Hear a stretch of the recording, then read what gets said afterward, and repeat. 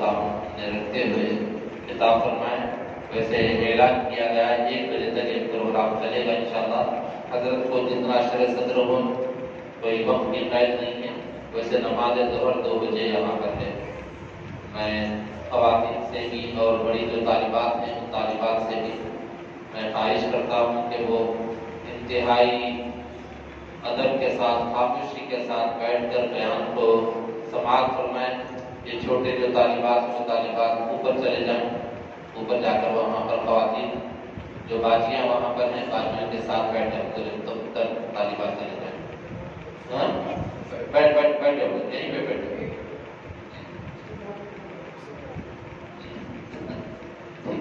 میں استاد محترم حضرت مولانا سے خواہش کرتا ہوں کہ وہ خطاب بیٹھ جاؤ، سب ادھر ہی بیٹھو۔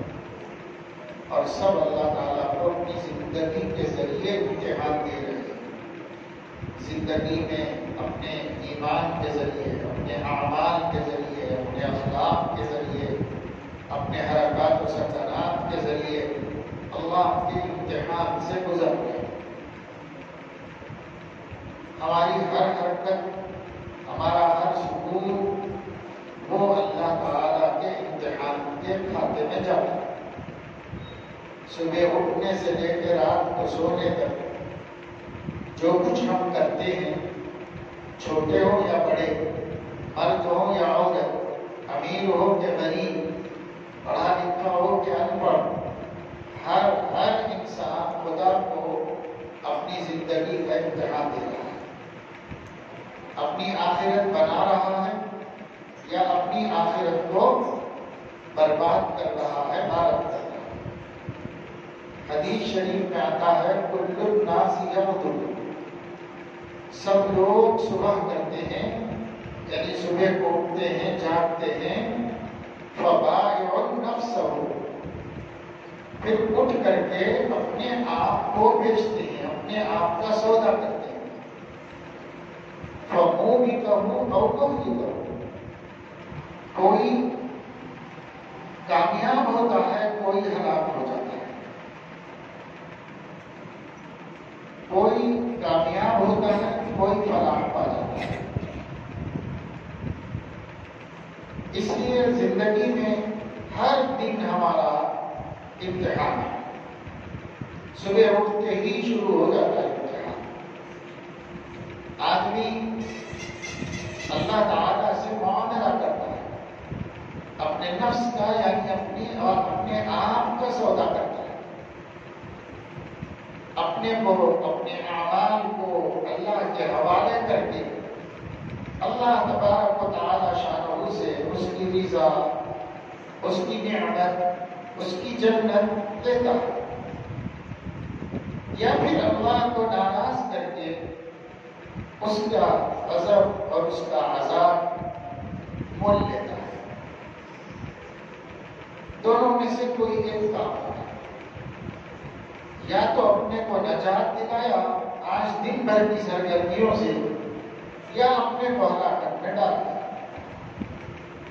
دن بھر کے ہمارے اعمال جنت کی نعمتیں لینے کا سبب بنے یا جہنم کے عذابات میں مبتلا ہونے کا ذریعہ بنے۔ روز یہ ہو رہا ہے اور ہر بندہ ہر بندی یہی کر رہی ہے۔ تو ہماری زندگی دنیا میں عیش و عشرت کے لیے نہیں، ہماری زندگی راحت و آرام کے لیے نہیں، ہماری زندگی منمانی اور خواہشات کے پورے کرنے کے واسطے نہیں۔ ان سب چیزوں کے لیے تو آخرت ہے، جنت ہے۔ ہماری زندگی صرف وہاں کی نعمتوں کو کمانے کے واسطے ہے۔ مگر چونکہ کچھ دن جو بھی اللہ نے ہماری عمر لکھی ہے وہ گزارنا ہے اس دنیا میں، گزارنے کے لیے ہم کو چند چیزوں کی ضرورت ہے جو عوام کی اور حکومتوں کی زبان پہ چڑھے ہوئے ہیں۔ روٹی، کپڑا، مکان، بس ہر حکمراں یہ کہتا ہے کہ رعایا کہتی ہے روٹی، کپڑا، مکان۔ یہ جو حقوق ہیں انہیں بھی اللہ رب العزت نے ہماری ذمہ داریوں میں شامل کر دیا۔ باقی اس کے علاوہ جو چیزیں ہیں وہ اللہ تعالیٰ نے ہمیں خود ہی دے رکھی ہے اور خود ہی دیتا رہتا ہے۔ مثلا ہم کو زندگی میں آنکھ کی ضرورت ہے، بینائی اور دیکھنے کی، وہ اللہ تعالیٰ اپنے سے دے دیتا ہے۔ ہم کو سننے اور شنوائی کی ضرورت ہے کہ کسی کی بات ہم سن سکیں، تو وہ اللہ تعالیٰ ہم کو خود ہی دے دیتا ہے۔ ہم کو سنی ہوئی اور دیکھی ہوئی بات کو سمجھنے کے واسطے دل کی ضرورت ہے، وہ اللہ تعالیٰ نے خود ہی دے رکھا ہے، وہی اس کی نگرانی کرتا رہتا ہے، اس کی حفاظت کرتا رہتا ہے۔ ہم کو کھانے کے واسطے منہ کی ضرورت ہے، 32 دانتوں کی ضرورت ہے، حلق کی ضرورت ہے، وہ اللہ تعالیٰ نے خود ہی دے رکھی ہے۔ ہم کو جینے کے لیے سانس کی ضرورت ہے، آکسیجن کی ضرورت ہے، وہ اللہ تعالیٰ نے خود ہی دے رکھی ہے، خود ہی انتظام کرتا رہتا ہے۔ کھائے ہوئے کو ہضم کرنے کے لیے معدے کی ضرورت ہے، وہ بھی اللہ نے خود ہی اپنا ذمہ لے رکھا ہے، وہ اپنا انتظام کرتا ہے۔ ہضم کیے ہوئے کو خارج کرنے کی ضرورت ہے، وہ سسٹم بھی اللہ تعالیٰ اپنے ذمہ رکھا ہوا ہے، وہی اس کو کرتا رہتا ہے۔ جو چیزیں ہماری ضرورت کی ہیں انگنت ہیں، بے حساب ہیں، وہ سب ضرورتیں اللہ تعالیٰ قدرتی طور پر، تکوینی طور پر اپنی ذمہ داری سے پوری کرتا رہتا ہے۔ اس کا وعدہ ہے اور وہ وعدہ خلافی نہیں کرتا۔ البتہ 3 کام ہماری ضرورت جو ہم کو سمجھ میں آتی ہے، یہ جو میں باتیں بتایا، کوئی بھی اس کو ضرورت کے درجے میں سوچتا بھی نہیں، حالانکہ یہ سب سے بڑی ضرورت ہے جو اللہ ہمارے ذمہ نہیں کیا، خود ہی اپنی قدرت سے اور شان ربوبیت سے پورا کرتا رہتا ہے۔ ہر بندے کا، ہر مخلوق کا بندے، ہر جاندار۔ اب ہماری ضرورتوں میں سے 3 ضرورتیں اس کو ہمارے ہی ذمہ کر دیا۔ دیتا تو وہی ہے لیکن پانا ہمارے ذمہ ہے۔ وہ 3 یہی ہے: روٹی، کپڑا، مکان۔ ٹھکانے کا انتظام کر لو، کپڑوں کا انتظام کر لو، ایسے کپڑے جو بارش میں بارش سے بچا سکے، سردی میں ٹھنڈک سے بچا سکے، گرمی میں لو سے، حرارت سے، شدت سے بچا سکے، اس کا انتظام تم کرو۔ اور ایسا ٹھکانہ جس میں تم دن بھر کی محنت کے بعد جا کر پناہ لے سکو، آرام سے رہ سکو۔ چھوٹا موٹا بہت بڑھیا اور بڑھیا اور بڑھیا جو بھی ہو تم کرو اس کے لیے۔ اور تیسرے، اپنی روٹی کا کہ وقت پر کھانا مل جائے خود ہی انتظام کرو۔ یعنی ان کی تدبیر ہمارے ذمے کے، باقی بینائی حاصل کرنے کی تدبیر، شنوائی حاصل کرنے کی تدبیر، گویائی حاصل کرنے کی تدبیر، سوچ سمجھ اور عقل حاصل کرنے کی تدبیر، سانس لینے کی تدبیر، کھائے ہوئے کو ہضم کرنے کی تدبیر، ہضم کیے ہوئے کو اپنے اپنے ٹھکانے پہنچانے کی تدبیر، صحت جسمانی اور قوت کی تدبیر، یہ ہمارے ذمے نہیں کی، یہ خود اللہ اپنے حکم سے کرتا جا رہا ہے، کیونکہ وہ ہم سے ہونا مشکل تھا، اس لیے اللہ نے ہمارے ذمے نہیں کیا۔ اب بس 3 تدبیریں ہیں، اپنی روٹی کا 3 وقت بندوبست کرو، اپنے کپڑوں کا انتظام کرو اور اپنے ٹھکانے کا انتظام کرو۔ ان کی بھی تدبیر ہمارے ذمے ہے اور دینا اللہ ہی کے ہاتھ میں، مگر تدبیر ہمارے ذمے۔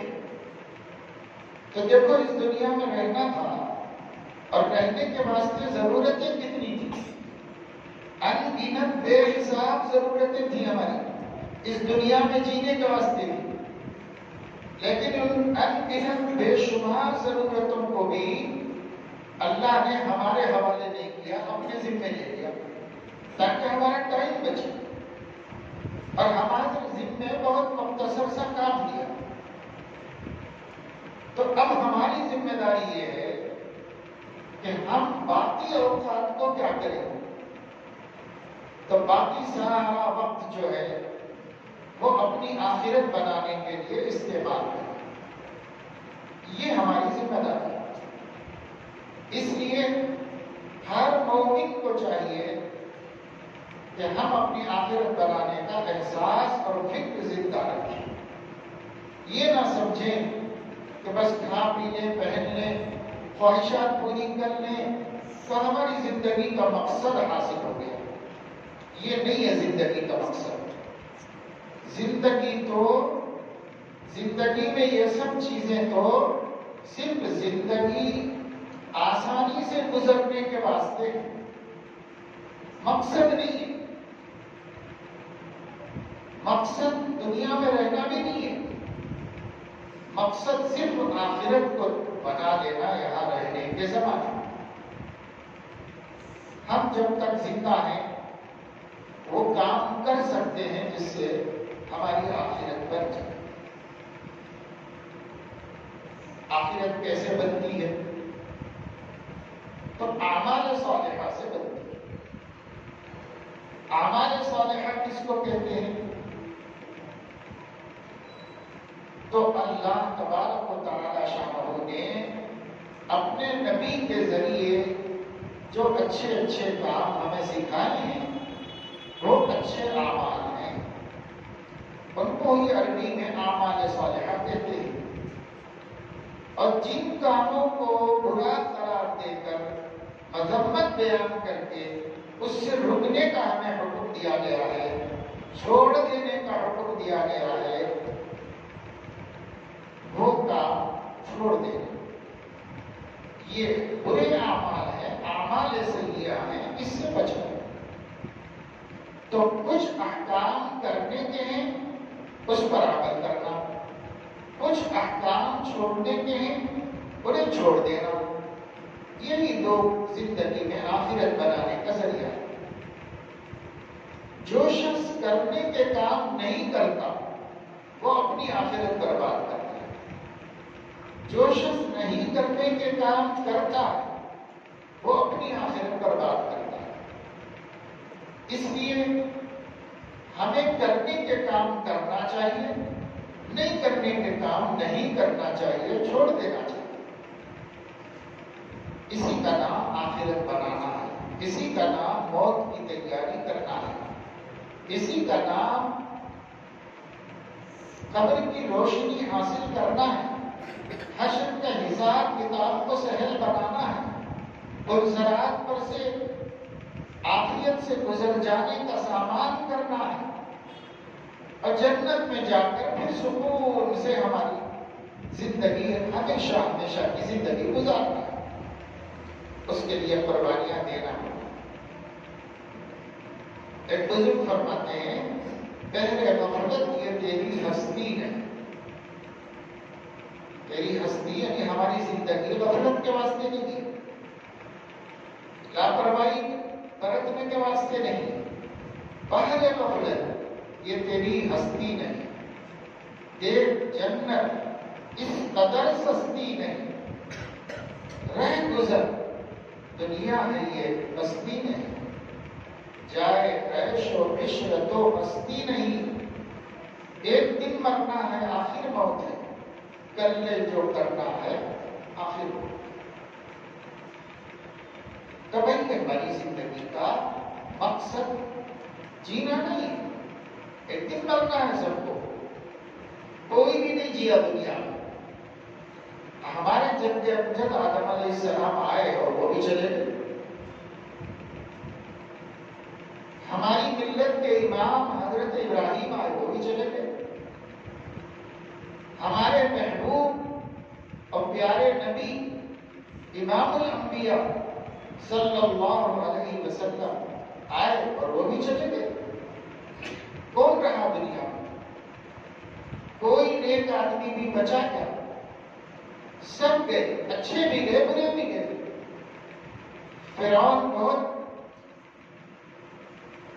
شان دکھایا مگر چلا کیا، مر گیا۔ شداد، نمرود، قارون، حامان، بڑے بڑے غرور والے لوگ تھے وہ بھی چلے گئے۔ عاد و ثمود نہایت طاقتور قوم تھی، پہاڑوں کو تراش کر محلات بنا لینا ان کے ہاتھ کا کھیل تھا، اور زام بھی تھا من اشد منا قوہ، ہم سے بھی زیادہ کوئی طاقتور ہے دنیا میں، وہ طاقتور قوم بھی چلی گئی، اور اتنی آسانی سے چلی گئی کہ عاد کی بستی میں تو اللہ نے حضرت جبرائیل کو حکم دیا تو ایک ہوا چلا دی، ہوا بہت مسموم زہریلی تھی، وہ ہوا چلا دی گئی، ایک ہفتے تک دن رات چلتی رہی ہوا، اور ایک ہفتے میں پوری بستی میں ایک مرد عورت چھوٹا بڑا بچ نہیں سکا، سب کے سب مر گئے، اور وہ ہوا ان کو کھا گئی، کأنہم اعجاز نخل خاویہ، کھجور کے کھوکھلے تنوں کی طرح بے حیثیت ہو گئے، ہوائیں اڑا کے ان کی ادھر سے ادھر ادھر سے ادھر کر دی، جو بڑے طاقتور لوگ تھے، جو من اشد منا قوہ کہتے تھے، ایسے ہی ان کے ساتھ ایک اور قوم بھی تھی، یمن اور اس کے اطراف اور اکناف کے علاقوں میں رہا کرتی تھی، سمود کہلاتے تھے، قوم سمود۔ حضرت صالح علیہ السلام کو بھیجا گیا، پیغمبر نے آ کر ان کو اللہ کی توحید کا سبق دیا، شرک سے بچنے کا حکم دیا، پاکیزہ زندگی گزارنے کا حکم دیا، ظلم اور زیادتیوں سے بچنے کا حکم دیا، تو مغروروں کو بہت غصہ آیا اور ان کو یہ بات ہضم نہیں ہوئی، انہوں نے نافرمانی کی، حضرت صالح علیہ السلام سے مطالبہ کیا کہ آپ واقعی نبی ہیں، آپ اللہ اللہ کے دوست ہیں، آپ کو اللہ تعالیٰ جو چاہے سنتا ہے، تو ذرا ہم کو اپنے نبی ہونے کا ثبوت بتاؤ اور یہ کرشمہ دکھاؤ۔ یہ جو بڑا پہاڑ ہے ہمارے سامنے، اس پہاڑ کی چٹان میں سے ایک اونٹنی نکال کے بتاؤ۔ جب اللہ سب کچھ کر سکتا ہے تو ایسا کیوں نہیں کر سکتا؟ ہم بھی دیکھیں واقعی آپ کا خدا کون ہے۔ تو حضرت صالح علیہ السلام نے اللہ سے دعا کی، پاک پروردگار کے ذکری خوف ایک مانگ کر رہی ہے، اگر آپ ان کا مطالبہ پورا کر دیں تو ہو سکتا ہے کہ یہ ہدایت میں آ جائے اور ہو سکتا ہے کہ یہ ایمان لے آئے، تو میرا مقصد بھی حاصل ہو جائے گا، آپ کی رضا بھی حاصل ہو جائے گی۔ اللہ نے فرمایا کہ دیکھو، آپ تو جانتے ہیں، ہم جانتے ہیں کس قماش کے لوگ، ان کا مزاج کیا ہے، ہمیں معلوم ہے، لیکن ہم آپ کی دعا کی لاج رکھ کر اپنی قدرت کو ظاہر کر دیں گے۔ ان لوگوں کو بتا دیجیے کہ وہ جو اونٹنی میں اپنی قدرت کے کرشمے سے بجائے اونٹنی کے پیٹ سے نکالنے کے ایک بڑی عمر کی پوری خالص اونٹنی وہ میں پتھر میں سے نکال کے بتا دوں گا، مگر اس معجزے کے دیکھ لینے کے بعد اگر وہ ایمان نہیں لائے تو پھر ان کو تو میں بخشوں گا نہیں، اور آپ کو پابند کرتا ہوں کہ تب آپ ان کے حق میں کوئی دعا مجھ سے نہ کریں۔ آپ دعا کرنے ہی میرے سے، جب انہوں نے آپ کی توقیر نہیں کی، عزت نہیں کی، آپ کو سچا نہیں مانا، آپ کے دعوی نبوت کو قبول نہیں کیا، آپ کے اخلاق کو دیکھ کر بھی، آپ کی ہمدردی کو دیکھ کر بھی، آپ کی پاک باز زندگی کو دیکھ کر بھی جب انہوں نے نہیں مانا اور اپنے من اپنی مرضی کا معجزہ طلب کیا ہے، تو میں دکھاؤں گا اپنی قدرت، مگر اگر اس کے بعد بھی نہیں مانے تو پھر میں ان کو عذاب دوں گا اور آپ بیچ میں نہیں آنا۔ پہلے ہی روک دیا اللہ نے حضرت صالح علیہ السلام۔ چنانچہ دن دھاڑے ان کی آنکھوں کے سامنے دیکھتے دیکھتے پتھر کی ایک بہت بڑی چٹان پھٹی اور اس میں سے اونٹنی زندہ نکل گیا، اور وہ بھی گابن باہر آ گئی۔ تو حضرت صالح علیہ السلام نے کہا کہ دیکھو، اللہ نے قدرت دکھا، تم جو قدرت دیکھ کر ماننا چاہ رہے تھے وہی قدرت اللہ نے دکھائی، اب تم لوگ ایمان لاؤ، اور یہ جو اونٹنی ہے یہ چونکہ اللہ کی نشانی ہے، اللہ کی قدرت کی ایک علامت ہے، تو اس اونٹنی کو برائی کے ساتھ ہاتھ نہیں لگانا، بری نیت سے نہیں چھینا، محبت اور تبرک کے لیے چھین سکتے ہو لیکن بری نیت سے اس کو نہیں چھوڑنا۔ اور اس کا دوسرا حق یہ ہے، چونکہ یہ عظیم الشان اونٹنی ہے، اس لیے گھاٹ پر ایک دن یہ اکیلی پانی پیے گی، اس وقت اپنے چوپائے نہیں لانا، دوسرے دن تم اپنے چوپایوں کو پلا لینا۔ یہ آداب ہے اللہ کی اس نشانی کے بتا دیا ہے۔ تو ان لوگوں نے نمبر ایک ایمان نہیں لایا، نشانی دیکھ کے بھی ایمان نہیں لایا اور اپنی ہٹ دھرمی اور ضد پر آ گئے۔ دوسرے یہ کہ وہ اونٹنی چلتی پھرتی ہر جگہ جاتی تھی، سمجھتے تو تھے کہ یہ بہت بڑی قدرت کا اظہار ہے، مگر قوم میں ایک نہایت حسین خوبصورت عورت تھی، پیسے والی بھی تھی بہت،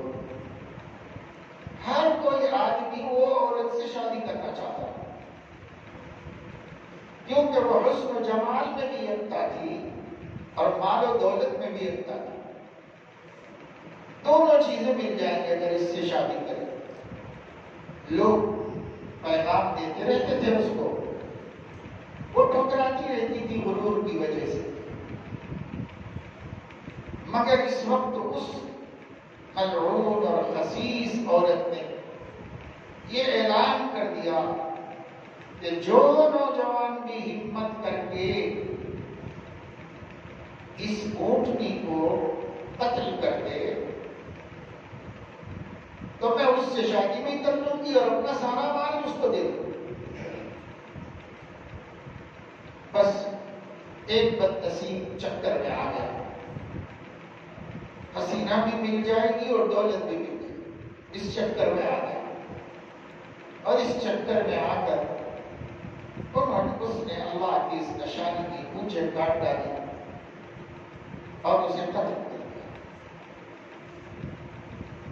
اللہ تعالیٰ نے عذاب بھیجنے کا ارادہ کر لیا. حضرت صالح علیہ السلام کو اور جو ان کی بات مانتے تھے ان کو وہاں سے ہٹا دیا. جبرائیل علیہ السلام آئے. وہ ایک گیٹڈ کمیونٹی تھی، قلعہ بند گاؤں شہر تھا. پوری قوم قلعے کے اندر رہی. اس قلعے کے مین گیٹ پر آئے اور باہر ہی کھڑے ہو کر ایک چیخ ماری چیخ. حضرت جبرائیل علیہ السلام ایک ہی چیخ میں حضرت جبرائیل کے قوم ثمود کے کلیجے پھٹ کے منہ میں آ کے اٹک گئے اور سب عہدے منہ گر کے برباد ہو گئے. کچھ لوگ حج کو گئے ہوئے تھے، اس کے بعد آئے تو بستی کے کھنڈرات کو دیکھ کر کہا ایسا لگتا ہے کہ کبھی یہاں لوگ آباد تھے. ایسا شکر اما ثمود فهديناهم فاستحبوا العمى على الهدى فأخذتهم صاعقة العذاب الهون بما كانوا يكسبون. وأما عاد فاستكبروا في الأرض بغير الحق وقالوا من أشد منا قوة أولم يروا أن الله الذي خلقهم هو أشد منهم قوة. پھر اللہ نے ان کو بھی ریح صرصر عاتیہ سے ہلاک کیا.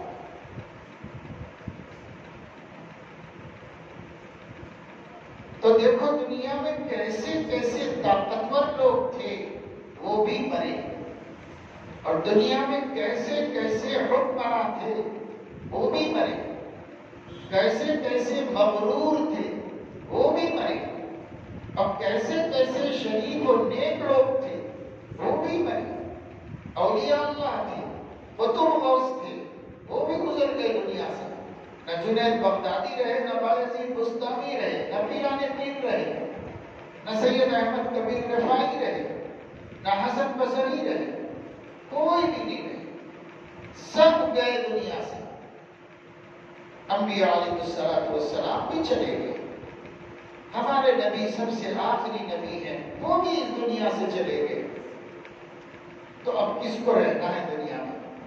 کسی کو بھی نہیں رہنا ہے. انسان کو چاہیے کہ خیال قضا رہے. ہم کیا رہیں گے جب نہ رسول خدا رہے؟ اور جب جانا ہے تو پھر یہ سوچیں ہماری بہنیں بیٹیاں کہ کہاں جانا، یہ سوچیں. آپ کہاں سے آئے وہ تو آپ کو معلوم ہے کہ آپ ماں کے پیٹ میں بنے تیار ہوئے، اماں کی رحم کی فیکٹری میں آپ کا وجود ہوا اور اس کے بعد آپ اس دنیا میں آئے. کہاں سے آئے یہ تو آپ کو معلوم ہے، کہاں جانا ہے وہ بھی معلوم کیجیے. اس لیے کہ سب کو مرتا دیکھ لیا اپنی آنکھوں سے. اب ہم بچے ہوئے ہیں تو ہم بھی مرنے والے ہیں، تو مر کے جائیں گے کہاں؟ ہر آدمی غور کرے، ہماری ہر بہو بیٹی غور کرے کہ بھئی جب مرنا ہے مجھے کبھی نہ کبھی کسی نہ کسی دن، اللہ آپ کی عمر میں برکت دے لیکن کبھی تو مرنا ہی ہے. اور جب مرنا ہے تو مر کے کہاں جانا ہے؟ یہ سوچیے. یہودیوں کے بارے میں اللہ نے فرمایا یود احدہم لو یعمر الف سنہ. ہر یہودی کی خواہش یہ ہے کہ کم سے کم 1000 سال تو رہو دنیا میں. وما هو بمزحزحه من العذاب ان يعمر. چلو اگر کسی کو 1000 برس بھی زندگی مل گئی اس کے بعد تو مرنا ہے، پھر خدا کی پکڑ سے کون بچائے گا؟ کیسے حفاظت ہو سکے گی؟ موسیٰ علیہ السلام کو فرشتے نے آ کر روح نکالنے کی پوچھا تو ایک تھپڑ مارا تو آنکھ پھٹ گئی اس کی. اللہ کے پاس گیا، اللہ نے فرمایا ان سے جا کے بولو کہ وہ بیل کے اوپر ہاتھ رکھ دیں، ان کے ہاتھ کے نیچے جتنے بار اتنی زندگی کے ساتھ دے دیں گے. تو ایک ہاتھ کے نیچے تو 1000 بار آ جاتے. انہوں نے فرشتے سے پوچھا تو پھر اس کے بعد کیا ہوگا؟ تو اس نے کہا پھر آ جاؤں گا میں، آ کے جانا تو ہے لے جاؤں گا. تو کہا جب بھی مرنا ہے تو ابھی نہیں آ رہا اللہ ابھی نہیں کہا. تو دیکھو پیغمبر ہو کوئی ہو جانا سب کو ہے. اللہ فرمانے 1000 برس بھی کوئی جی لیا پھر میں موت ہی ہے. اور جب موت ہے ہی تو پھر کہاں جانا اس کا سوال اٹھائیے. مر کے جانا کہاں؟ ہو سکتا ہے کہ کسی کے ذہن میں آئے کہ ہم مر کے ختم ہو جائیں، تو یہ غلط بات ہے. ہندو لوگ کہتے ہیں کہ بھائی مرتے ہیں تو ہم جلا دیتے ہیں، اس کا جسم ختم ہو جاتا ہے، اس کی روح مارے پھرتی رہتی ہے، کسی دوسرے جنم میں کسی دوسرے جسم میں واپس آ جاتا ہے. اچھی روح ہے تو اچھا انسان بن کے آ جاتی ہے، بری روح ہے تو برا انسان بن کے آ جاتا ہے. یہودی کہتے ہیں کہ نہیں، مرنے کے بعد اٹھائے جائیں گے، آخرت ہے، اٹھنا ہے، لیکن ہم کو کوئی فکر نہیں ہے کہ آخرت میں کیا ہوگا. اس واسطے کہ نحن ابناء اللہ واحباؤہ، ہم اللہ کے چہیتے ہیں، ہم اللہ کی اولاد ہیں. ہمیں مرنے کے بعد ساری اللہ کی قدرت تو ان کی اولاد کی ہوگی. سب ہم اپنے مالک، ساری دنیا کے مالک ہیں، ہم کو کچھ فکر نہیں، ہم بے فکر ہیں. مرنے کے بعد ہم موج مستی کریں، اس سے بھی زیادہ کریں. عیسائی کہتے ہیں کہ نہیں، مرنا ہے، مرنے کے بعد اٹھنا ہے، حساب کتاب بھی دینا ہے، پکڑے بھی جانا ہے، جنت دوزخ بھی یقینی ہے. لیکن ہمارے نبی خداوند یسوع مسیح نے اپنا خون دے کر پوری امت کو پاک کر دیا ہے. اس لیے کتنا بڑا پاپی، مجرم، زناکار، چور، ڈاکو، گناہگار، شرابی، کبابی کیوں نہ ہو، عیسائی اسی حال میں بھی مر جائے گا تو ان کے یسوع مسیح کا خون ان کے عقیدے کے مطابق ان کو جہنم سے بچا لے گا، کفارہ بن جائے گا گناہوں. تو وہ اس باب و خیال میں. اب ہم مسلمان ہیں، ہمارا کیا عقیدہ ہے؟ ہمارا عقیدہ یہ ہے کہ موت فنا کا نام نہیں ہے. مرنے کے بعد اٹھائے جائیں گے، حساب کتاب بھی ہوگا، پل صراط میں سے گزرنا ہوگا اور جنت دوزخ کا بھی سامنا کرنا ہوگا. لیکن حساب ہوگا. کوئی ہو، کتنا بڑا آدمی ہو، 30 بار خواہ کیوں نہ ہو، حساب ہوگا. حساب میں کامیاب ہو گیا تو جنت، ناکام ہو گیا تو جہنم. کامیاب کیسے ہوگا؟ اپنے اچھے اعمال کے ذریعے. ناکام کیسے ہوگا؟ اپنے گناہوں اور بدکاریوں نافرمانیوں کے ذریعے. اس لیے اللہ کی بندیوں اس بات پر بار بار غور کرو کہ ہم دنیا میں موج مستی کرنے نہیں آئے، ہم دنیا میں خواہشات کی تکمیل کرنے نہیں آئے، اور ہو بھی نہیں سکتی اس دنیا میں کسی کی خواہشات کی تکمیل، کیونکہ اللہ نے اتنی کیپیسٹی نہیں رکھی.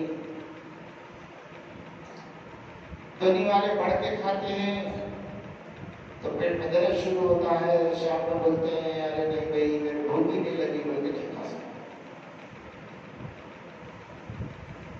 تھوڑا زیادہ کام کر لیتے ہیں تو تھک جاتے ہیں، جسم کہتا ہے کہ میں ٹوٹ گیا. گرم چیز کھا لیتے ہیں طبیعت خراب ہو جاتی ہے، ٹھنڈی چیز کھا لیتے ہیں طبیعت خراب ہو جاتی ہے. پہننا چاہتے ہیں تو آرزویں تو بہت ہیں لیکن پوری نہیں ہو پاتی. تو یہ دنیا میں اتنی گنجائش ہی نہیں ہے کہ ہم اپنی خواہشات کو پورا کر سکیں.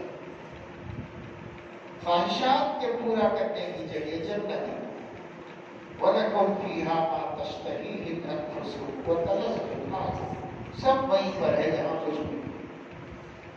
تو مومن وہ ہے جس کا ایمان اور اس کی عقل کی سلامتی اسے یہ بات سکھاتی ہے کہ کام کرنے کی اس جگہ پر کام کرو اور موت سے پہلے موت کی تیاری کرو، کیونکہ مرنے کے بعد چھوٹی سی چھوٹی نیکی کرنا چاہے تو بھی نہیں کر سکتے، اور اگر کرنے کی اجازت مل جائے تو آپ کے کھاتے میں نہیں آ سکتے.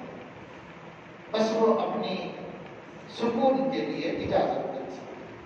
قبر میں برزخ میں کوئی آدمی امتحان میں پاس ہو گیا، اب وہ اللہ میاں سے کہے کہ اللہ پاک میں سونا نہیں چاہ رہا ہوں، قرآن پڑھنا چاہ رہا ہوں، تو چلو میں قرآن پڑھ لوں. میں نماز پڑھنا چاہ رہا ہوں تو نمازیں پڑھتے رہو قیامت تک. میں خدا کرنا چاہ رہا ہوں، عبادت کرتے رہو، اجازت ملے گی. اور نیک لوگ قبر میں بھی اچھے کام کریں گے، لیکن وہ اب کھاتے میں نہیں آئیں گے. کھاتے میں موت سے پہلے تک کے ہی اعمال، وہ اعمال صرف اپنی دلچسپی کے لیے، ٹائم پاس ہونے کے لیے، قیامت تک انتظار کرنے کے لیے اجازت مل سکتی ہے کہ کام اعمال کرو، کر سکتے. حساب میں نہیں ہے. حساب میں وہی عمل ہے جو موت سے پہلے پہلے تک ہم کرتے ہیں. اچھے کریں اچھے، برے کریں برے، سب حساب میں آئے. تو اس کی جانب توجہ دو. اللہ تعالیٰ اس صورت میں یہ فرما رہے ہیں زمانے کی قسم ہے، زندگی کی مہلت کی قسم ہے، وقت کی قدر و قیمت کی قسم ہے. سارے انسان خسارے میں ہیں سوائے ان لوگوں کے جو نمبر 1 ایمان لائے، حق تعالی شانہ کی توحید پر، اس کی قدرت پر، اس کی ربوبیت پر اور اس کی حکومت پر جو ایمان لائے اور اچھے کام کیے، نماز پڑھی 5 وقت کی، روزہ رکھا رمضان شریف کے، پیسہ جمع ہو گیا تو زکوٰۃ ادا کر دی، اور بھی زیادہ اکٹھا ہو گیا تو حج کا فریضہ ادا کیا، غربا پروری کی، یتیموں کی سرپرستی کی، بیوگان کا سہارا بنی، اور قرآن کی تلاوت کی، اللہ کا ذکر کیا، بیماروں کی مزاج پرسی کی، مرنے والوں کی گھر والوں کی تعزیت کی اور ان کے جنازے میں شرکت کی، اور اسی طریقے سے خیر کے جتنے بھی اچھے کام ہیں، بھلے کام ہیں، وہ سب. وَلَكِنَّ الْبِرَّ مَنْ آمَنَ بِاللَّهِ وَالْيَوْمِ الْآخِرِ وَالْمَلَائِكَةِ وَالْكِتَابِ وَالنَّبِيِّينَ وَآتَى الْمَالَ عَلَى حُبِّهِ ذَوِي الْقُرْبَى وَالْيَتَامَى وَالْمَسَاكِينِ وَابْنِ السَّبِيلِ وَالسَّائِلِينَ وَفِي الرِّقَابِ وأقاموا الصلاة وآتوا الزكاة والموفون بعهدهم إذا عاهدوا والصابرين في البأساء والضراء وحين البأس أولئك الذين صدقوا وأولئك هم المتقون. اس سارے کام کی اور یہ سارے کام اخلاص کے ساتھ محض اللہ کو دکھانے کے لیے کیے، محض آخرت کا اجر و ثواب حاصل کرنے کے لیے کیے تو وہ کامیاب ہو جائے. الا الذین آمنوا وعملوا الصالحات وتواصوا بالحق وتواصوا بالصبر.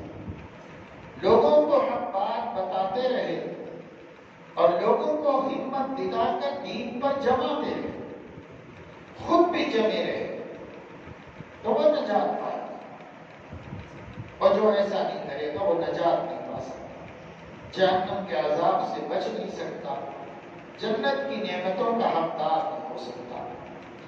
اس لیے اس کی طرف توجہ کریں، یہ پیغام لے کر جائیں، یہاں سے فکر لے کر اٹھیں ہماری بہنیں، ہماری بچیاں، کہ ہم آج کے بعد کبھی بے فکر زندگی نہیں گزاریں گے. آخرت کی تیاری کرتے ہوئے اور مرنے کے بعد کے مرحلوں سے عافیت کے ساتھ، سلامتی کے ساتھ گزرنے کی تیاری کرتے ہوئے ہم اس دنیا سے جائیں گے. جو ایسے اب کر لے گا وہ کامیاب ہو جائے گا دونوں جگہ، جو نہیں کر پائے گا وہ پچھتائے گا اور پریشان ہوگا. اب اس کے بعد بچوں سے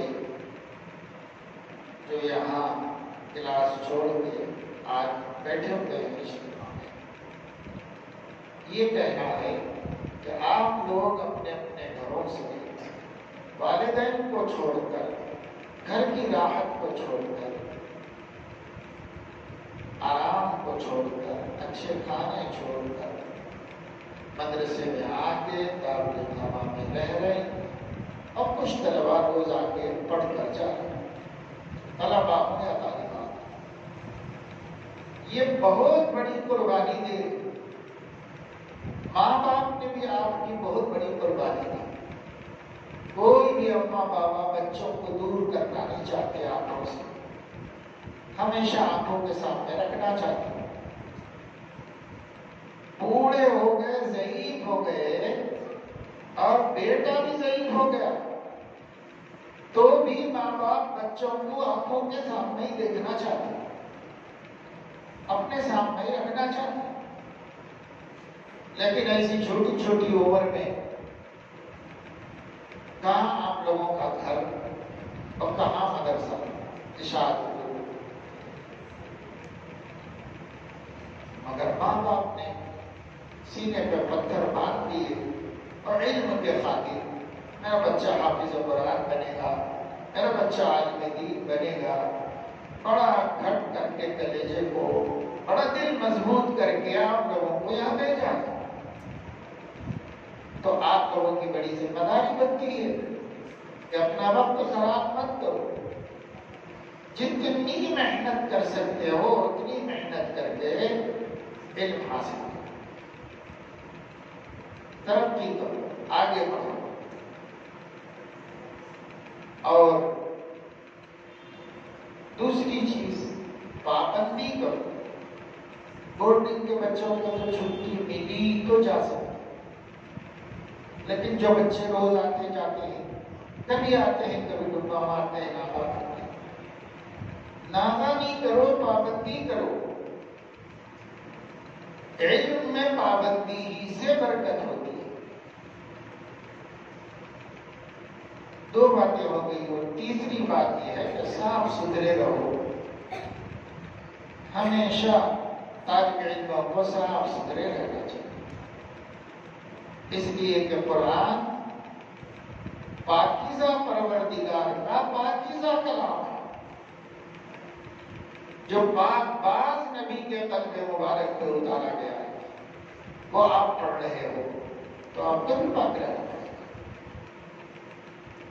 جسمانی اعتبار سے بھی پاک رہنا، کپڑے بھی صاف ستھرے اور پاکیزہ رہنا، اور زبان بھی پاک رہنا، گندی بات نہیں بولنا، چوری نہیں کرنا، زبان سے کسی کو گالی نہیں دینا، کسی کو تکلیف نہیں پہنچانا، کسی کی چیز بغیر پوچھے کھا نہیں لینا، یہ زبان کو منہ کو پاک رہنا ہے۔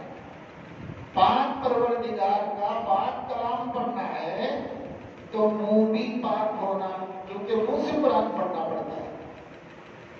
ایسے ہی اخلاق بھی پاک ہونا، دل بھی پاک رکھنا، تو بڑے پاکیزہ ماحول میں، پاکیزہ کپڑوں میں، پاکیزہ حالات میں پاکیزہ کلام پڑھو گے تو قرآن میں پڑھنے میں بھی برکت ہوگی، یاد بھی رہے گا، اور اللہ بھی خوش ہوں گے، اللہ بھی راضی ہوں گے۔ اسی طریقے سے نماز پابندی سے پڑھنا، مدرسے میں رہ کے تو پڑھنا ہی پڑھنا پڑتا ہے، نگراں ہوتا ہے، اور اذان ہوتی ہے آپ کو مسجد میں جانا ہی پڑتا ہے، پڑھنے سے بچ نہیں سکتے۔ لیکن گھر جا کر نہیں پابندی کرتے طالب علم، اور جو شہری طلباء ہیں وہ مدرسے کی ظہر اثر تو پڑھ لیتے ہیں، لیکن گھر جا کے مغرب عشاء فجر نہیں پڑھتے، لاپرواہی کرتے ہیں، تو یہ نہیں کرنا، بلکہ نماز کی پابندی کرنا، روزانہ 5 نمازیں پڑھنا پابندی سے، کبھی نہیں چھوڑنا۔ اس سے اللہ خوش ہوں گے، اللہ تعالیٰ راضی ہوں گے، علم کے دروازے کھول دیں گے، اور علم میں بہت برکت ہوگی۔ کریں گے بھائی انشاءاللہ۔ اللہ تعالیٰ سے دعا کرو کہ اللہ رب العزت اس کہنے سننے کو ہماری ہدایت میں اضافے کا سبب بنائے، ہمارے دین کی فکروں میں اضافے کا سبب بنائے، اپنی اولاد کی صحیح تعلیم و تربیت کی کوشش کرنے کا سبب بنائے۔ اللهم صل وسلم على سيدنا ونبينا وحبيبنا وشفيعنا ومولانا محمد وعلى آله وأصحابه وأزواجه وأتباعه أفضل صلواتك وعدد معلوماتك۔ اللهم إنا نسألك علما نافعا وعملا متقبلا ورزقا واسعا وشفاء من كل داء۔ اللهم ألهمنا رشدنا وأعذنا من شرور أنفسنا، یا ولی الاسلام واہلہ ثبتنا به حتی نلقاک، یا ولی الاسلام واہلہ ثبتنا به حتی نلقاک، یا ولی الاسلام واہلہ ثبتنا به حتی نلقاک۔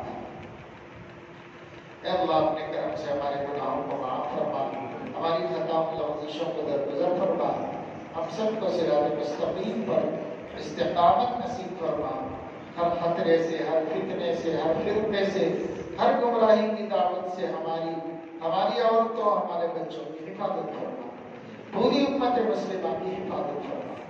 اے اللہ تمام طلباء و طالبات کو محنت سے پڑھنے کی توفیق عطا فرما، ذہانت میں حافظے میں برکت نصیب فرما، ہر رکاوٹ کو دور کر کے حافظ قرآن اور عالم دین بننے میں بے حد مدد فرما۔ اے مولا کریم، کرم کا، رحم کا، عفو کا، عافیت کا اور نصرت کا معاملہ فرما، حاضرین کے جملہ مقاصد حسنہ کی تکمیل فرما اور جملہ پریشانیوں کو دور فرما۔ وصلی اللہ تعالی علی خیر خلقہ سیدنا و حبیبنا محمد وعلی آلہ وآل بیتہ وصحبہ اجمعین۔ سبحان ربک رب العزت عما یصفون وسلام علی المرسلین۔ خواتین جو ہے اس کا آگے کا پروگرام چل